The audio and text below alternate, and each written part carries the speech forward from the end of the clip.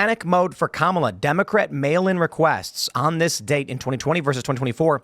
It's down 28.5% in Philadelphia. In Allegheny, which is Pittsburgh, it's down 17.14%. A major blow to Democrats' strategy of running up the score. If we take a look at the betting odds, it is now even, dead even. When you aggregate them all together, it is Trump 49.3 to Harris 49.3. Polymarket actually has Donald Trump up above Harris. And Newsweek has it. Donald Trump's odds of winning election rise after DNC start. The more Democrats talk about what they want to do, why they're angry, the more they lose people. This is why Kamala is not giving interviews. It's why they want to run the basement campaign. They do better when they shut up and hide, but they can't. It would be too strange, and eventually it would stop working. I doubt Kamala's going to do any real interviews. She's going to do the one debate. We'll see how that goes. I got a feeling Trump is going to obliterate her. Yeah, well, she doesn't have much to say, and she doesn't know how to use words in a way that actually delivers information. She's gonna say, look, I'm going to get in there and fix the economy, and Trump's going to go, you're in there now, and she has no answer. Right. And she's also just going to keep repeating the same phrases. She might even talk about, unburdening herself from what might have been, which, of course, means Joe Biden and her entire record to date. Not from what might have been. Unburdening yourself from what has been. What has been. Yeah, what has been. But yeah, I mean, when you look at what's going on with the DNC and with Kamala's allies, and you realize that the DNC put out a platform that was for Joe Biden. They haven't put out a platform that includes any of Kamala Harris's ideas. That was very intentional. They said that's intentional. You have Democrat congressmen coming out and saying that it's better that there's no platform that's specifically for Kamala because it allows her to stay vague. CNN said the same thing. You have allies and advisors telling her not to do interviews, not to do debates. You have Pete Buttigieg saying, don't give an interview on Fox, don't give a debate on Fox. He said that directly to the New York Times, that he doesn't want her to do that. So she's getting the advice that she should, not speak to press. The most press she's taken, it's good advice, is like a couple of questions when she's outside of her airplane or something like that. And they've not gone well for her. And they have not gone well for her. That's correct. Yeah, because she doesn't have any answers. She doesn't have any policies. She doesn't have any plans.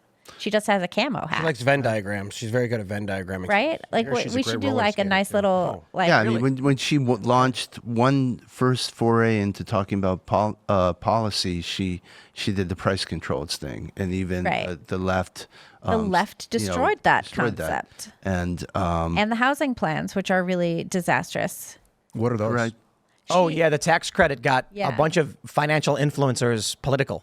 There's a few people that I watch periodically on various social media, and they talk about finance, investment, property values, and they don't talk politics ever. As soon as Kamala was like, we're going to do $25,000 grant for first-time home buyers, they were just like, no! Yeah, it's going to instantly spike the price of homes. It'll drive prices up. Yep. It'll reduce supply. Like everything will go badly. Yep. There's no way a communist is going to make it to the president of the United States. Not anytime soon. I can't see that happening. It's not about them being a communist. It's about them saying whatever they have to say to win power. And, Kamala may not intentionally try to invoke communism. Yeah. But she's going to be doing things like vote for me and I'll give you money. Well, I said it before, and I'm super concerned with electronic voting machines flipping vote tallies behind the scenes. I don't know how to combat that in real time. It's like the definition of insanity, according to Einstein, was you do the same thing over and over and you expect a different result. Like, if you're just going to put your head down and think more voting is going to solve it. Virginia switched to all paper ballots. Good. Yeah, that was really That's smart. a great start. Everybody should do that. Probably. Every red state should executive action paper ballots. Mm-hmm. Let them sue you over it, and then you can run them through the courts like they did to the Trump supporters, and just say no standing. You can't sue me. Like chain of custody, you got to be able to look at every vote, man. But even then, you hand it to somebody who takes it to somebody else, who takes it to somebody else. Like, what's the chain of custody? You trust the people. That's not a good system because those people can betray you. The other problem that concerns me greatly. The other issue is, what if there's one person who votes in multiple different counties? Mm-hmm. They're not going to look a county in northern Illinois is not going to check a county in southern Illinois. Southern Illinois, John Smith votes, same social security number, votes the same time in Northern. They added both numbers, get added to the total count, and no one's going to grab the ballots from up there and bring them down there. No one's going to run the names through the system to check to make sure they only voted one time. When you guys built Project 2025, is it focused on like the administrative, not that it's colluding to flip votes behind the scenes, but if it were, is there some sort of maneuver to investigate? You know, ours was really examination of the executive branch. So the only department there is the Federal Election Commission. There's a chapter about that, but in the main, our project didn't look into election integrity and security because, as you were saying earlier, that's essentially a state's issue. Now, I don't mean to cut off the air of good feeling and the comfort level here, but like, the reality is that this is the sort of work that needed to be blocked and tackled over the last 3-4 years, like learning from 2020 and preventing it. And who does that? That's the RNC, right? That's the group that is fundamentally charged with ensuring the election. Now, if you were following the RNC, Ronna McDaniels got her 4th term, and she was supported by, you know, people within the campaign to do that. As a lawyer, I've worked on election integrity, you know, for almost 30 years, and kind of in and out of it. I saw what happened post 2020. It was a wreckage. Okay, the work just hadn't been done. But one thing the RNC did was tell us they had this taken care of. They were telling you in October 2020, we got this. And, you know, now they're telling you they got this. So do they have this? That's the big question. And, you know, President Trump's like, hey, I can get the voters. You guys take care of this. Hasn't been taken care of. You know, a lot of people on the ground, a lot of the few things that have been done are being done at the grassroots level by volunteers. And I don't think the resources have been moved out to really tackle this. We have not, you know, filed 200 cases. There is no counterpart to Mark Elias on our side. And, you know, who's that? Mark Elias is the Democrat mastermind who came up with, he's a lawyer from Perkins Coie out on his own, but basically is their chief guy. He, among other things, he was also involved in the Project 2025 misinformation campaign. But this guy is, you know, a very formidable adversary, very smart. And he managed to really break open and rig the 2020 election systematically. So, you know, I think that we need to put all forces into ensuring here at this 11th hour that we can have some election integrity. Yeah. But it's by no means, you know, I wouldn't get too comfy about it right now. No, I'm not comfortable at all that a foreign corporation is overseeing our elections and tallying votes behind the scenes with proprietary software. Like, that's insane. The very suggestion that, you know, the algorithms, the way they count votes could be proprietary is to me one of the most offensive of all legal concepts. But they've managed to do that in the various case laws because we've never mounted an adequate challenge to that. And this kind of goes back to what we were earlier talking about. There's a huge imbalance in big law of conservatives and capable attorneys.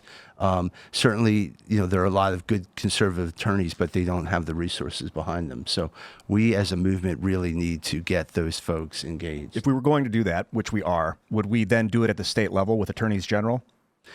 That's where some of the best work comes from, obviously. You look at a superhero like Ken Paxton, right? That guy, he did more for the movement than many across. But, like, those folks need to be empowered.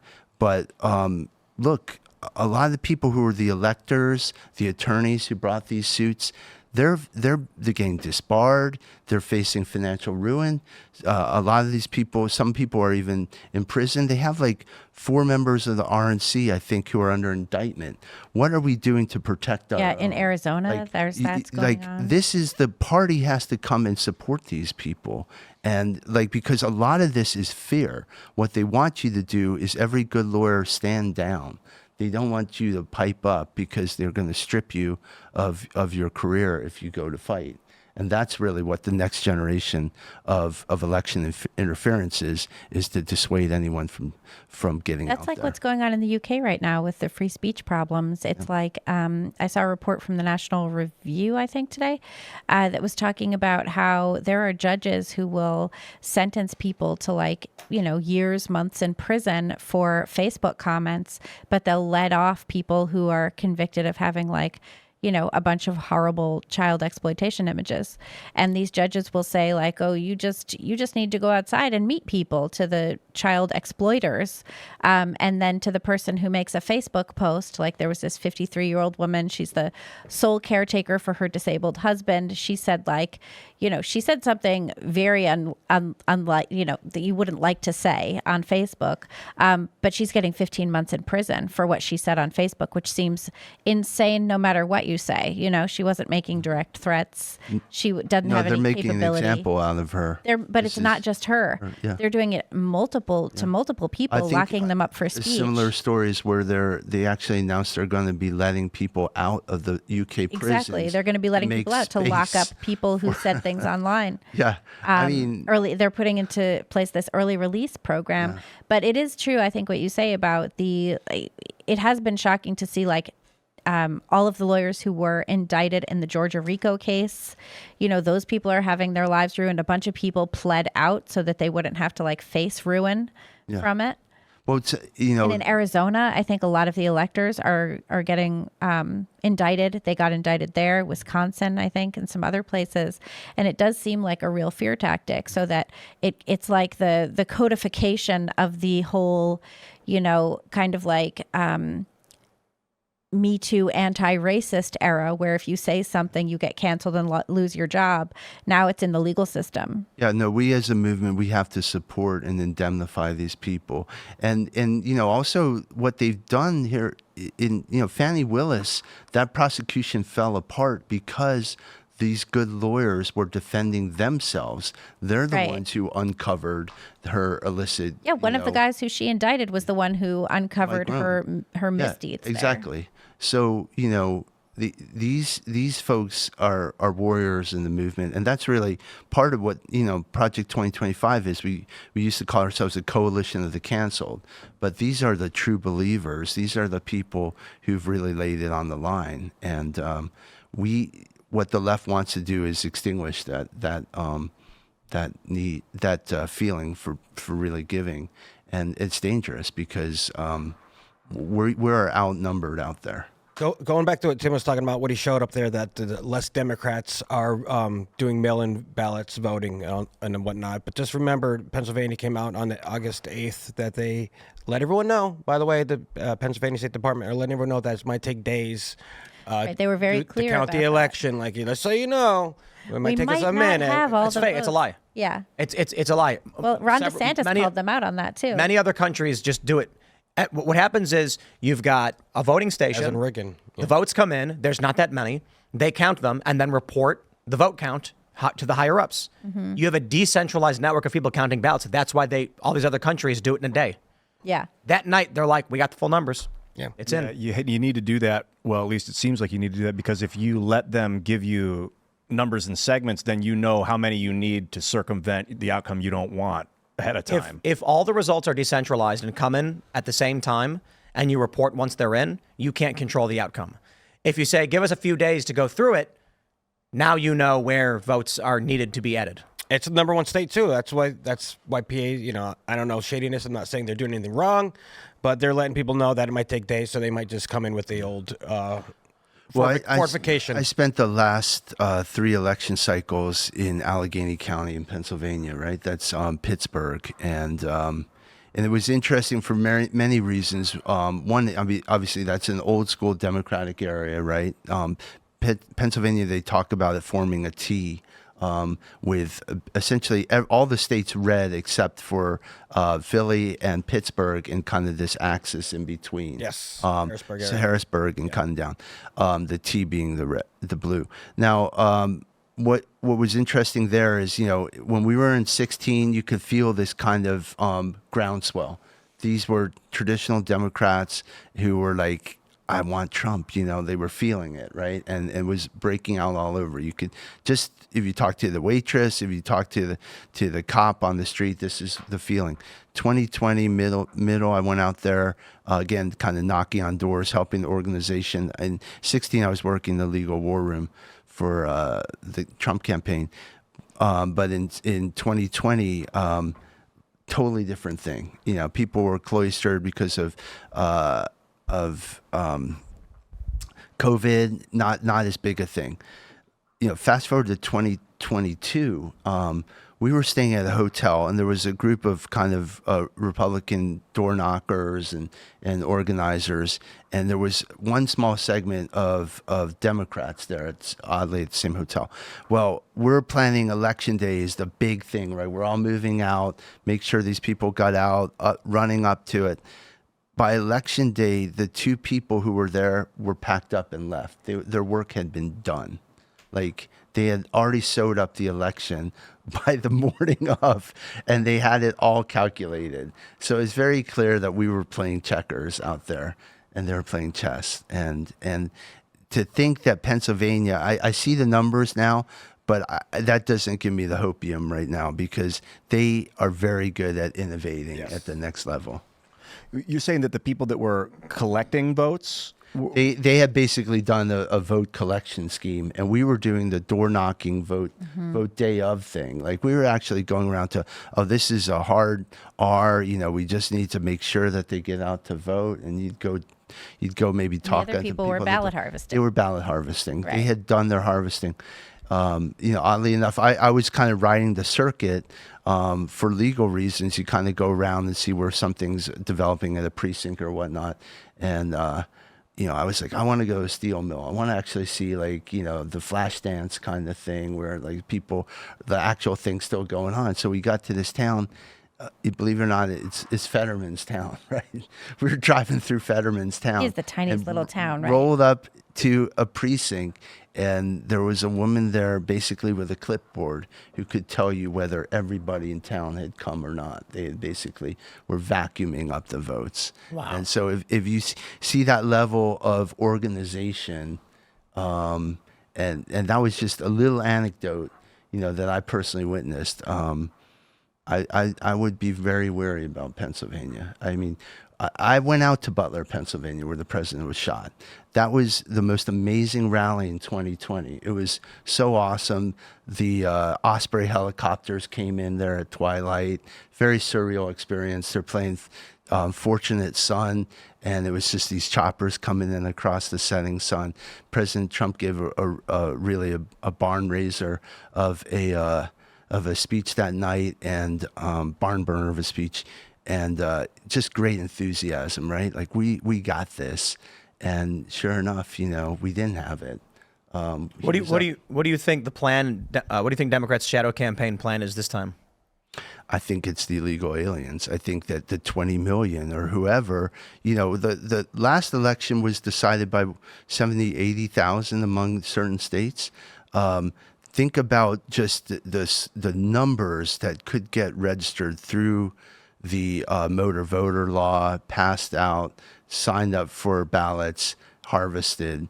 My former colleague, Mike Howell at the Heritage Foundation Oversight Project has done great work on this, but they showed a real estate condominium apartment complex in suburban Atlanta, basically filled with illegals. You know, I think they measured about 18% of people were registered to vote. And what happens then is the election is called for Kamala. Several months later, investigators start pointing out on various podcasts and social media that they've uncovered another batch of 736 votes that came from illegal aliens.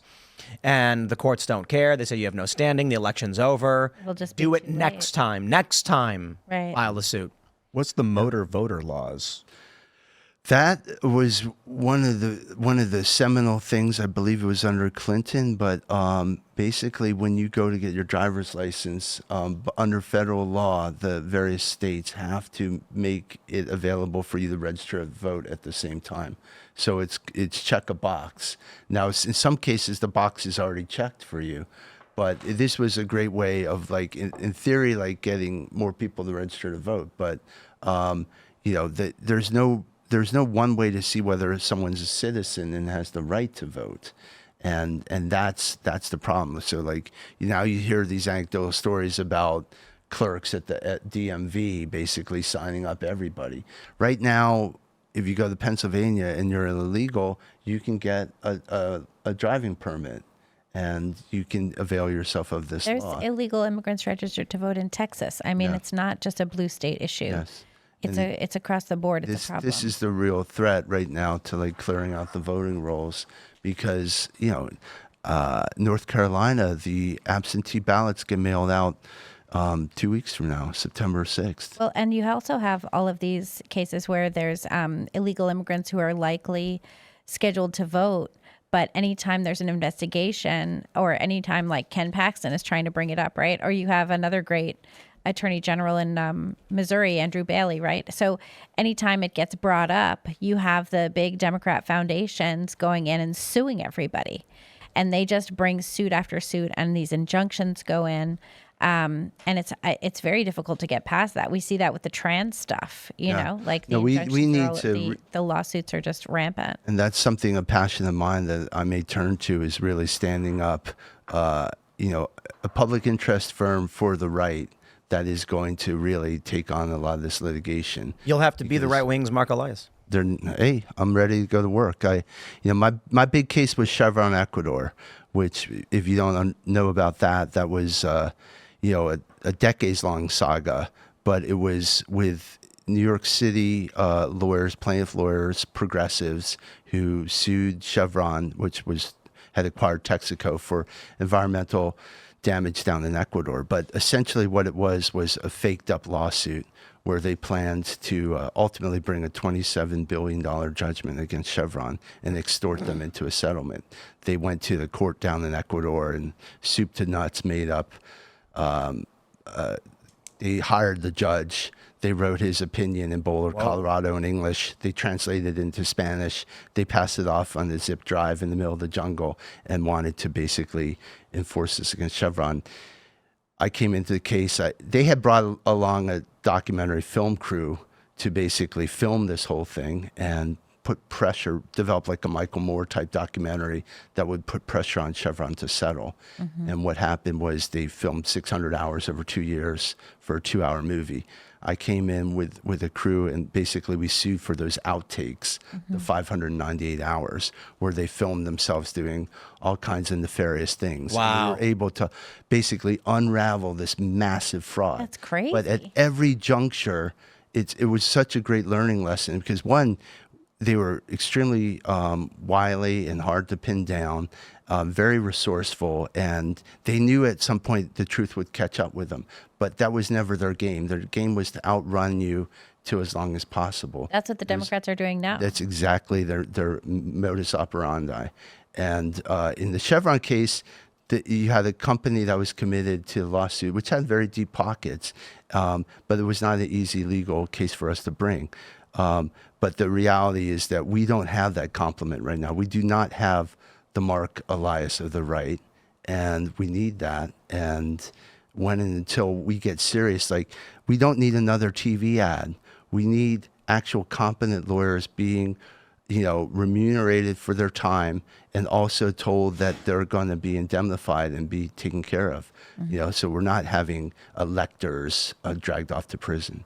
And so, basically, again, this is why the left has lost their minds about Project 2025, because we organized it. We actually got together and got rowing in the same direction. We have to do that on the legal front.